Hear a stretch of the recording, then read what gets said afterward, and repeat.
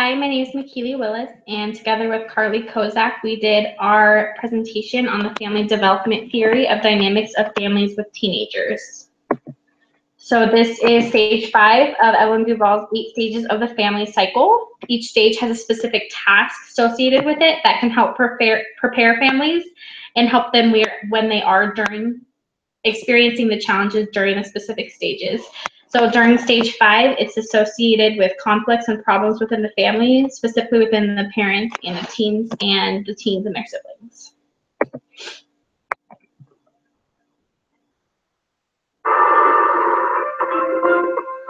I don't think he knows I even exist. It's so stupid to think about him, but I can't help it. Yay!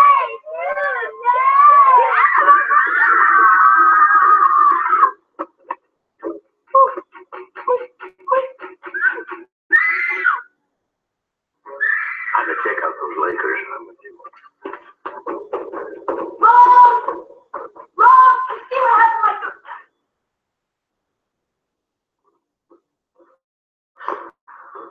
I spoke to your principal. What? Just now on the phone. Where's my door?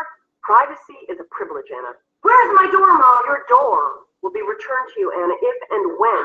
I need my door. You give me that door, or I will kill myself. Can I watch? Harry. Shut up! With the drama. And maybe you can just calmly explain to me why you were in detention twice today? Okay, I went to detention, but that was only because Stacy Hinkhouse kept hitting me on the head with a volleyball. When is this conflict with Stacy Hinkhouse going to end? Never, because she's an insane psycho freak, and you know that if you paid like a speck of attention. Anna? What? I think you know I pay attention, Anna. Enough to know that you got an F in English today? Well, Mr. Bates is out to get me. Oh, him too? Yeah. You know, he just looks for ways to torture me. Like today, the one time Jake even spoke to me, he totally is kicked. He's just nobody. Say I'm not interested, Anna. I'm interested. Try me. Okay, he's just this really amazing guy, Mom. Where'd you meet him? Detention, but That's promising. see, you see. So this is a great example of the parent-teen conflict. Obviously, they were arguing, and the mom was trying to have communication, and then they just weren't connecting very well. And during this adolescent time, teens need more space physically and emotionally. They're trying to establish their own identity, and parents need to allow that space, but they still need to make sure that their children are safe and that they are protecting them and keeping their best interest at heart. And so one way to do this is to keep open communication. This really does help the parents and teens to ease some tension, and it does help decrease the parent-child conflict.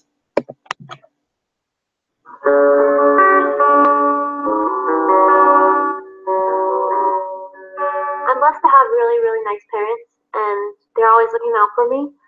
That being said, though, you do quarrel sometimes. My relationship with my parents, I think, relatively is pretty good.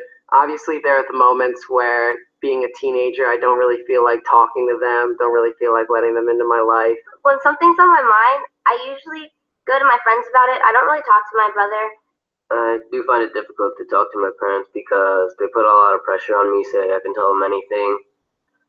But that just makes me feel like maybe they just want to know, and I'm not so sure if I want to tell them about some of my problems. I have a little brother who's about 1 year old, and my mom and I always argue because I have to watch him a lot, and it's part of my job as, you know, as a member of the family, I do have to look after my siblings. So I always think I should not have to look after them for very long. Every weekend we have like a little family movie night, or we just kick back and relax, watch a fun little movie. Most of our arguments are over what movie we watch. We don't exactly get along all that well. I mean, we argue a lot, and kind of everything turned into an argument, and it's kind of hard to get along with it sometimes. Yeah. My sister's like, no, let's watch Rainbow Pony Unicorn Saves Happy Clown Land. And I'm like, no, let's watch this awesome Terminator death movie. Well, being an only child is it has its pros and cons. The pros are your parents kind of become your brothers and sisters, and they become your friends. The best thing about having a little sister is somebody to pick on. The cons are sometimes I do get lonely when my friends are away and I have nothing to do except sit and think. The best thing, honestly, is that you always have somebody to talk to or hang out with. She dances in the living room all the time. And she sings really loudly in her room so that the whole house can hear. He makes irritating noises, and I tell him to stop more than once, very nicely, and he doesn't stop. I have a big sister who I can really talk to about a lot of stuff, especially when, I feel my inhibitions hold me back from talking to my mom and dad about it. She also always dances around the house a lot, so that gets in the way of just going to do things. Like you have to wait for her to finish her plie or something before you can move. And I dance in public too. That too. Sometimes I just walk away.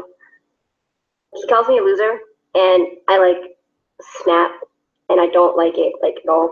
But I call everybody a loser, so. But you call me a loser more than anyone else. That's true. Yeah, only child's fun to me because I don't really have to worry about some other kid running around the house or sharing something because I'm an only child and I get a lot of attention, which I like.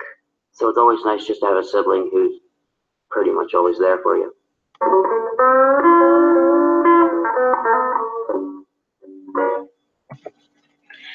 So this video, the teens were talking about their relationship with their siblings, and teens a lot of times do turn to their peers for emotional support in making decisions when they don't want to talk to their parents. As a lot of the teens said, they didn't feel comfortable talking to their parents. They would rather talk to a sibling or to other peers. They start to share more family responsibilities in their adolescence, like one of the girls said, looking after siblings and household chores. And despite all of that, even when teenagers can have conflict, they still feel loved by their families and have that sense of belonging. And in conclusion, the adolescent stage is a time for parents to learn to separate themselves from their children and let them have their space while still providing for them emotionally and monetarily. And it's a time for teens to distance themselves from their parents to discover who they are. They still need the guidance from their parents. They still need that support, and their parents do need to be there for them even when they're pushing them away. And teenagers and their parents need to make it a priority to keep peace in their home and to be more flexible and loving towards each other.